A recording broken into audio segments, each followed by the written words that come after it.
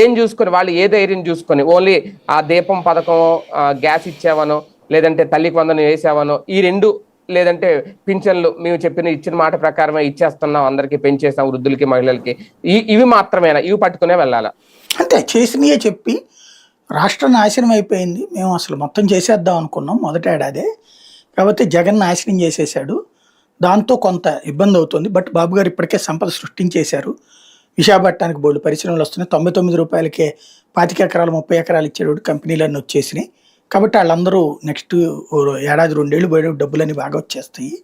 అట్లాగే అమరావతి కూడా అద్భుతంగా తయారైపోతుంది, మీ అందరికి అలా నెరవేరబోతోంది. కాబట్టి ఈ అమరావతిలో కూడా సంపద సృష్టి అయిపోతుంది. హైదరాబాద్ వచ్చినట్టు లక్షల కోట్లు వచ్చేస్తాయి మనకి. ఇవన్నీ వచ్చేసేసే దానికోసం కొంచెం టైం తీసుకుందంటే ఏడాది ఇచ్చేస్తారమ్మ. ఇప్పుడు మన నిరుద్యోగ వృత్తి గురించి కూడా లోకేష్ మాట్లాడేశారు, ఏడాది ఇచ్చేస్తామని. కాబట్టి ఆగస్టు 15కి బస్సులు ఫ్రీ ఇచ్చేస్తామన్నారు. ఇంకా మిగిలేదు ఒక్క మహిళలకే 1500 రూపాయలే. అది కూడా ఈ లోపు రేపు మాపు అంటారేమో. P4 అన్నారు, జనాలు అడిగారు అనుకోండి, ఇప్పుడు నిలదీశారు అనుకోండి.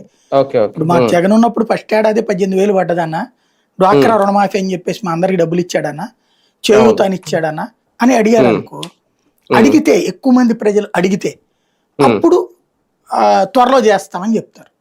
లేదనుకోండి ఆల్రెడీ అట్లా కాదమ్మా, జగన్ ఏమో జనం సొమ్ము అంతా దోచిపెట్టాడమ్మా, మేము అట్లా కాదు